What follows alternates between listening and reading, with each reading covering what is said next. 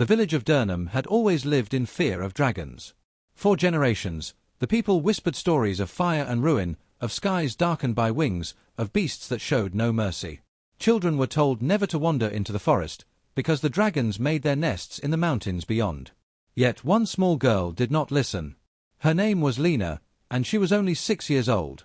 She was curious, too curious for her age, and her heart was braver than most grown men of the village. It was near twilight when Lena walked away from her home. The sky was painted with red and orange streaks, and shadows stretched long across the fields. She held a small basket in her hands, pretending she was on a grand adventure. While others hid behind doors when darkness came, Lena felt drawn to the quiet woods. The air smelled of pine and earth, and somewhere in the distance, the cry of a strange creature echoed. Most children would have run back at once. Lena did not. She followed the sound. The deeper she went, the quieter the forest became. No bird sang, no rabbit stirred in the bushes. The silence was heavy, as though the forest itself was holding its breath. Then she saw it, a faint red glow, pulsing like a heartbeat, from the mouth of a small cave hidden between rocks. Her eyes widened. Something inside was alive. Step by step, she crept closer. Her little feet crunched on the ground, but she did not stop. She felt fear, yes, but stronger than fear was her curiosity. At the mouth of the cave, she peered inside. There, curled on the stone floor, was a creature she had only heard of in old scary tales. A dragon hatchling. It was no bigger than a large dog, but its presence filled the cave like a storm. Its scales were black, cracked with glowing red lines as though fire lived under its skin. 2 small wings twitched on its back, still not strong enough to fly. Its golden eyes opened and locked on hers, sharp and burning. It bared its teeth, letting out a low growl that shook the stones. The air smelled of smoke. Any adult, any villager, would have screamed and run. But Lena did not. She tilted her head, studying the creature. To her, it did not look like a monster. Its growl sounded less like hate and more like fear. Its body was thin, its claws trembling. It looked lost, alone, and small despite its sharp teeth. Lena's lips curved into a tiny smile. "Cute," she whispered softly. The word hung in the air like magic. The hatchling froze. Its growl broke into silence. Its golden eyes blinked, confused. No one had ever called it that before. No one had dared. Yet this little girl stood so close, smiling at it as if she were staring at a stray puppy. Slowly, carefully, Lena stepped inside the cave. The dragon tensed, its wings shivering, but it did not strike. She set her basket down and pulled out a small piece of bread she had hidden inside. With a tiny hand, she held it out. "Hungry?" she asked. For a long moment, the hatchling did not move. Smoke rose from its nostrils, and its claws scratched against stone. Then, almost uncertain, it leaned forward and sniffed the bread. Its sharp teeth snapped the piece from her hand. Lena giggled, not afraid even as the heat brushed her skin.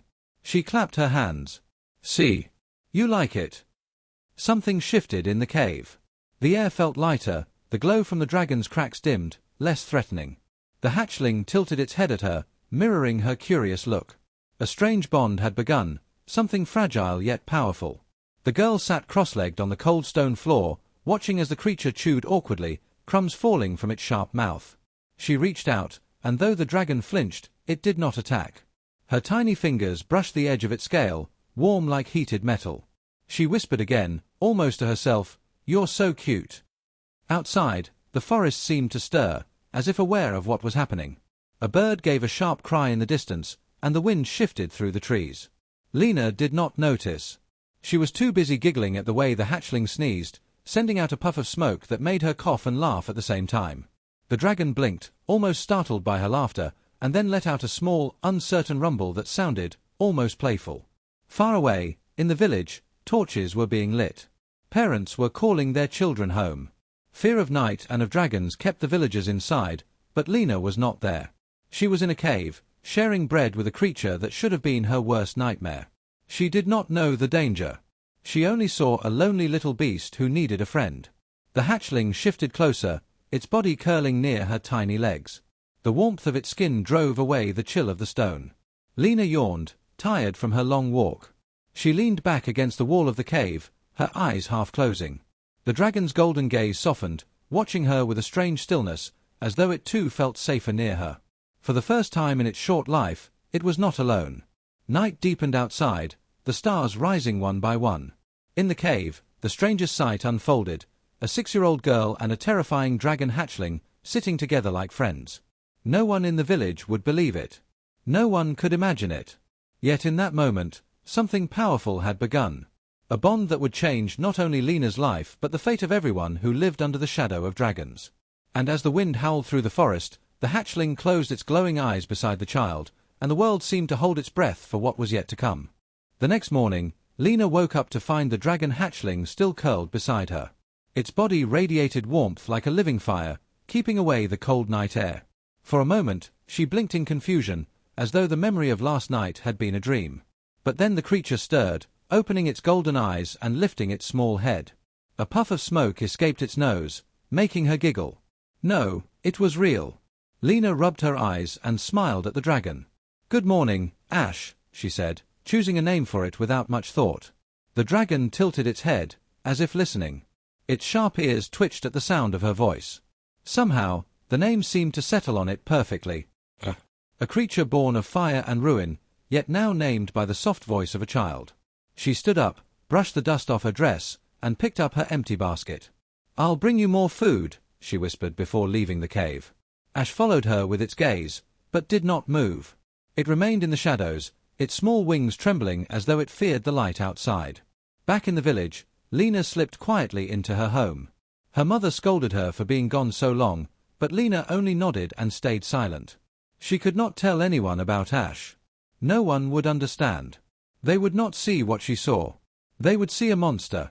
So she kept her secret close to her heart. Day after day, Lena returned to the cave. Each time, she brought scraps of bread, bits of meat, or pieces of fruit. Ash waited for her, his body growing stronger with every meal. His once thin frame filled out, his scales gleamed darker, and his wings stretched a little wider.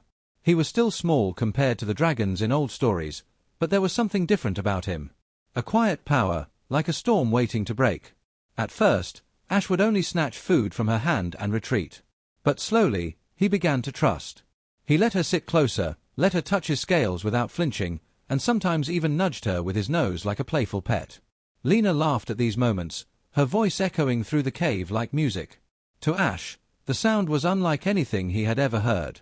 It made his chest rumble with a strange, low sound, something close to a purr. Still, not everything was easy. Sometimes Ash's temper flared. Once, when a branch snapped outside the cave, he roared so loudly that rocks tumbled from the walls. His eyes glowed fiercely, and smoke filled the air. Lena coughed and waved her hands. "Stop it, Ash. It's just a branch." Her tiny voice, firm and fearless, seemed to cut through his rage.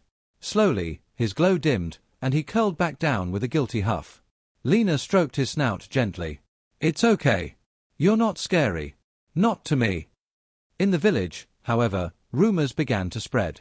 Farmers whispered about animals going missing from the fields. Hunters claimed they saw strange shadows near the forest. Fires had appeared in patches, though no one saw lightning. Fear spread quickly, because fear of dragons was already buried deep in every villager's heart. People locked their doors tighter, and men sharpened their spears. Something was out there, they said. Something dangerous. But Lena knew the truth, or at least, she thought she did. Ash was not the cause of the fires. Ash was not hunting their animals. He was too small, too young. She believed there must be other creatures in the forest. Yet she also knew if the villagers discovered him, they would not listen to reason. They would kill him before he had the chance to grow. So Lena kept her secret even closer.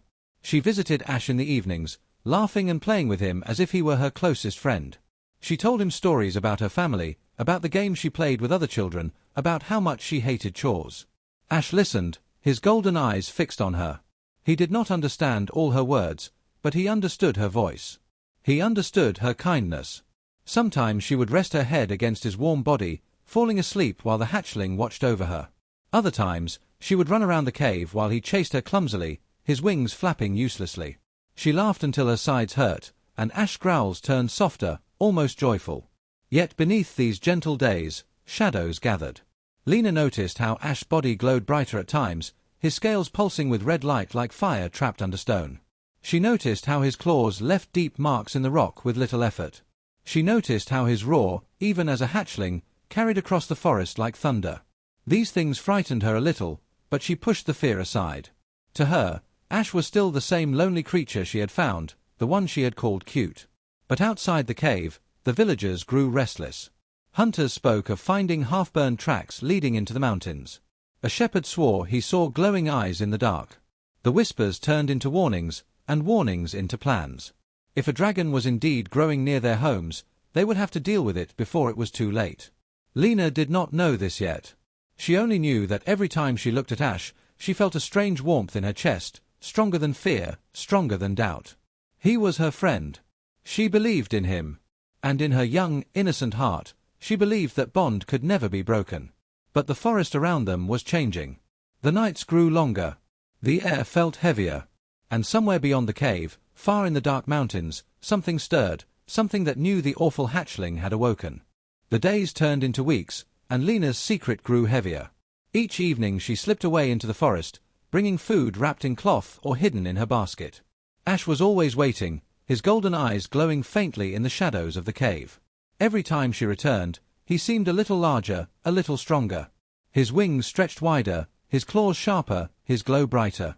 Lena noticed these changes but never spoke of them. To her, Ash was still the same lonely creature she had first called cute. But outside their hidden world, fear was spreading. Farmers muttered about missing goats and sheep. Fields near the woods were found scorched, patches of earth blackened as if fire had spilled across them. At night, some swore they heard roars echoing through the hills. The villagers whispered the word dragon, and with each telling, the fear grew stronger. Parents told their children not to leave home after sunset. Men began carrying spears even during the day. The shadow of terror was returning to Durham. Lena heard these whispers but kept silent. She knew Ash had not burned the fields, he stayed in the cave whenever she was not there. But doubt crept into her mind. Sometimes, when he fell asleep beside her, his scales would glow brighter, pulsing like embers under stone. Sometimes she swore she heard faint whispers when she touched him, voices too soft to understand, like memories not her own. It frightened her, but she shook the feeling away. "You're not scary," she told him often, stroking his warm snout. "You're just Ash." Still, the signs were hard to ignore.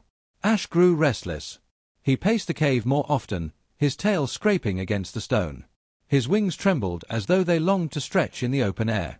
One evening, as Lena fed him bread, he let out a roar so powerful that birds fled the trees outside. She gasped and dropped her basket, her heart pounding. "Ash, stop!" she cried, her small voice sharp.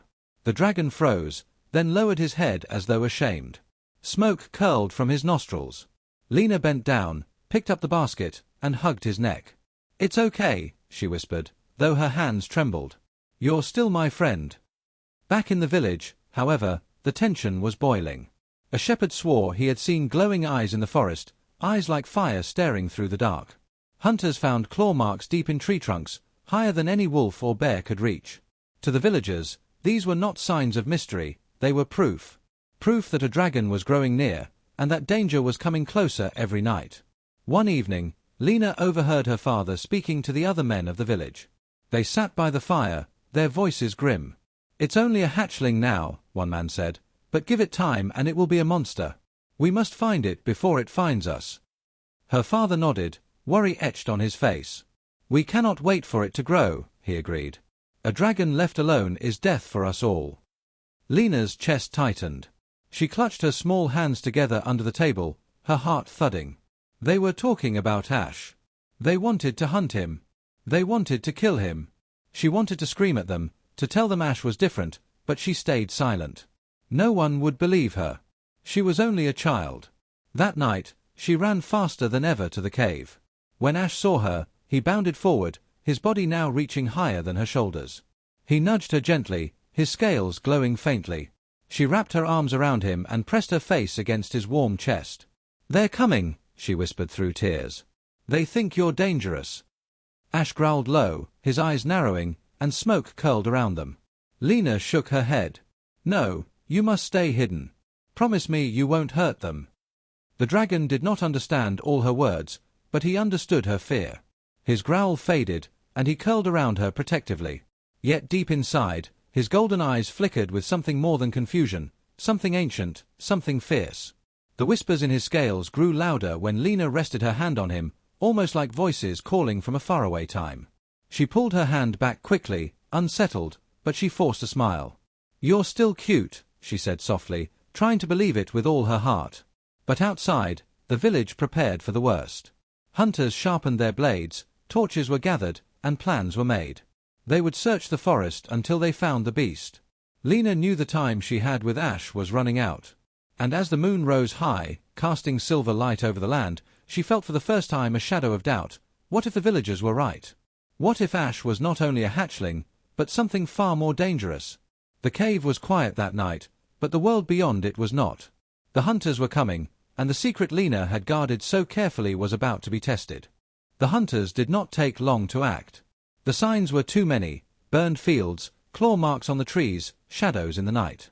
One man, braver or perhaps more desperate than the rest, followed the trail alone. His name was Carven, a hunter with sharp eyes and a sharper hatred for dragons. He had lost family to fire years ago, and for him the word dragon was no myth. It was an old wound that never healed.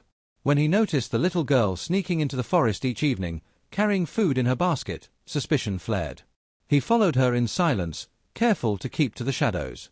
That night, Lena hurried through the woods, clutching scraps of meat wrapped in cloth. Her heart was heavy with worry. The villagers spoke openly now. Soon, they would form a group and scour the forest. She whispered to herself as she walked, "I'll keep you safe, Ash. I promise." She never noticed Carven's eyes following her every step. She reached the cave, smiling as Ash appeared from the darkness. He had grown again, his head now reached higher than her chest. His scales glowed faintly in the dim light, cracks of red fire pulsing under the black stone of his skin. "Look what I brought today," Lena said cheerfully, placing the food before him. Ash nuzzled her shoulder, letting out a soft rumble. But before she could laugh, a sound cut through the cave, the sharp crack of a boot on stone. Lena froze. Ash's eyes narrowed. A growl rose from his chest. Carven stepped out of the shadows, torch in one hand, spear in the other. His face twisted in fury as he saw the sight before him. "By the gods," he whispered. "It's true. A hatchling, and the girl with it." "No!" Lena cried, jumping to her feet. She spread her arms wide, standing between the man and the dragon. "He's not dangerous. Please, don't hurt him." Carven's eyes burned with hatred. "Not dangerous? Look at it. Do you think a beast born of fire and blood will grow into anything but death? You've been feeding it, girl. Protecting it. You've doomed us all." He raised his spear, aiming at Ash. The hatchling roared, fire glowing in its throat. The torchlight flickered against the walls as the cave filled with smoke. "Stop!" Lena screamed, but Carven had already turned and rushed back toward the village, shouting as he ran. His cries echoed through the forest. "A dragon! A dragon in the cave! The girl is protecting it!" Ash lunged as if to chase him, but Lena threw her arms around his neck. "No, Ash! Don't go! Please, don't!" He growled and thrashed, his wings scraping the walls, but the small girl's trembling voice held him back. His fire dimmed, though his body shook with fury. She buried her face against him. "They'll come for you now," she whispered, tears slipping down her cheeks. "They'll never understand." Back in the village, Carven's words lit fear like dry wood catching flame.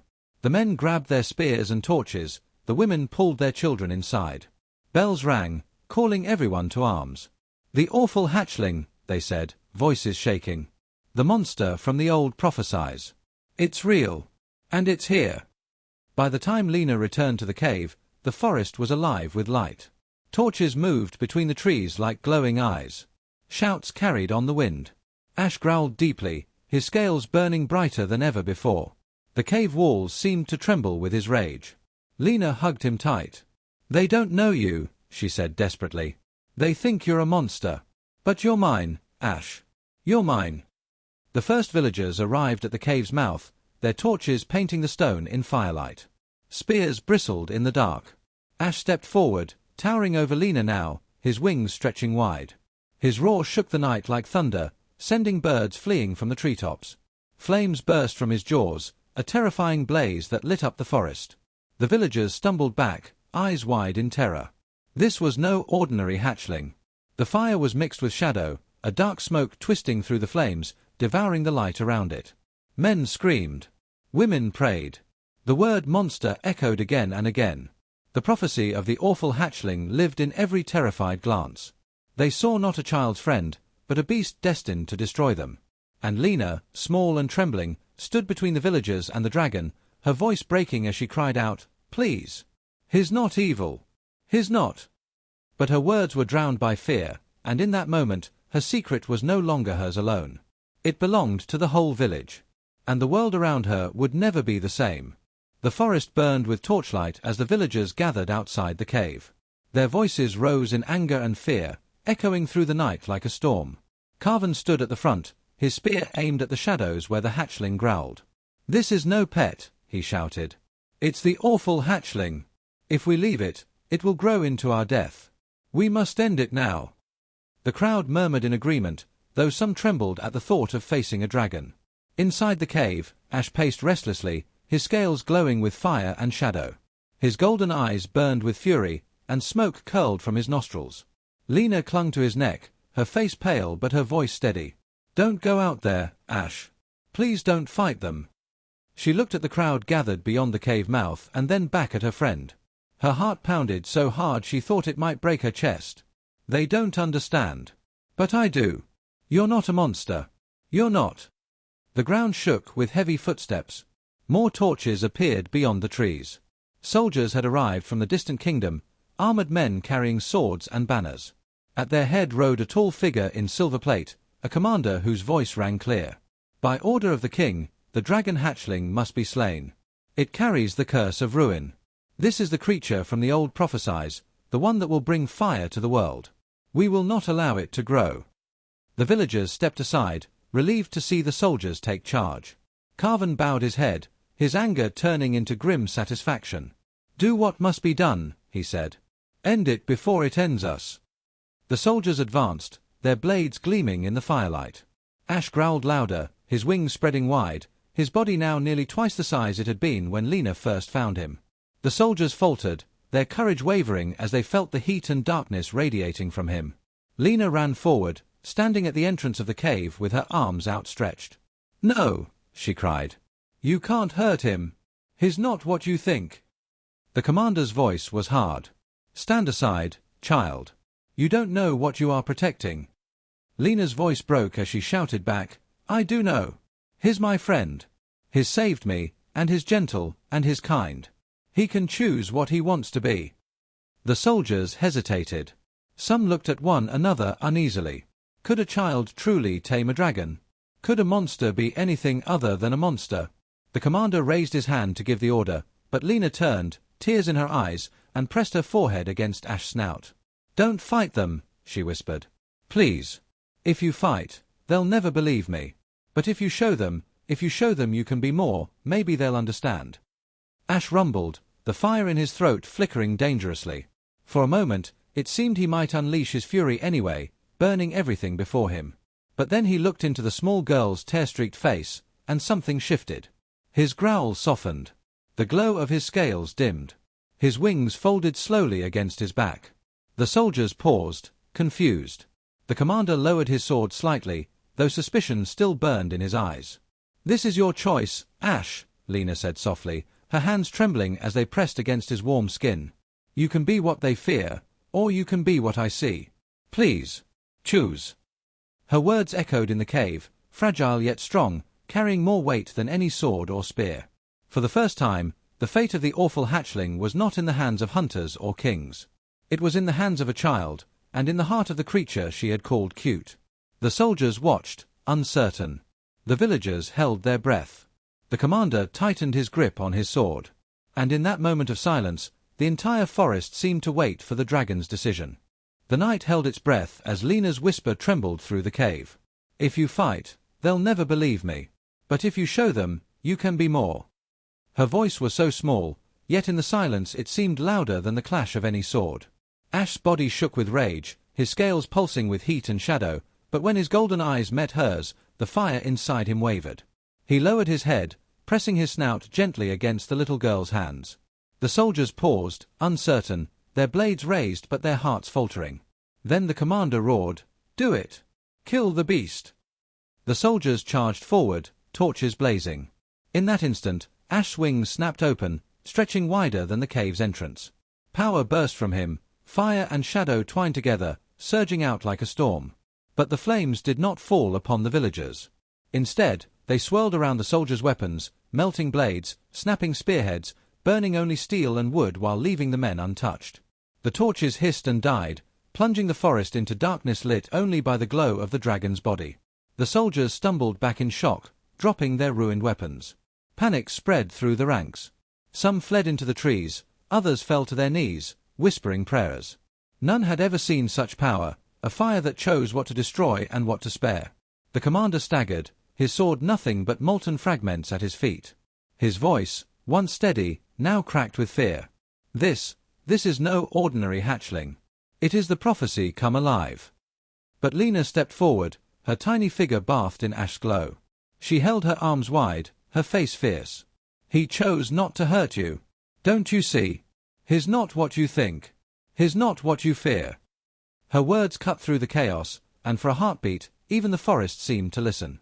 Ash curled around her protectively, his body forming a wall of heat and light, but his fire dimmed, no longer burning in anger but in quiet strength. The villagers stared, torn between awe and terror. Carven's face twisted with rage.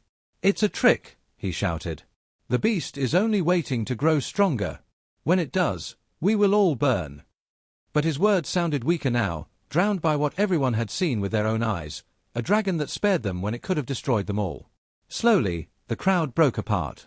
Some fled, unwilling to risk staying near such a creature. Others lingered, whispering that perhaps the girl was right, perhaps this hatchling was different. The soldiers retreated, shaken and weaponless, their commander silent in defeat. For now, the fight was over. Lena leaned against Ash, her small body trembling from exhaustion. She pressed her cheek against his warm scales, whispering softly, thank you for listening." Ash's golden eyes softened, and he lowered his head beside her, a low rumble vibrating in his chest. For the first time, the bond between human and dragon was not only theirs, it had been witnessed by all. But as the crowd melted away into the night, the whispers of prophecy did not die. They spread like sparks in the wind. The awful hatchling had awakened, and though spared, the world would not forget what it had seen. Kings would hear. Armies would march. Fear would rise again. Lena did not know this yet. All she knew was that her friend had chosen mercy, and for her, that was enough. She sat in the quiet cave, her tiny hand resting on Ash's scales, her heart filled with a hope stronger than fear. Outside, the stars burned brighter than ever, as if marking the moment when everything changed.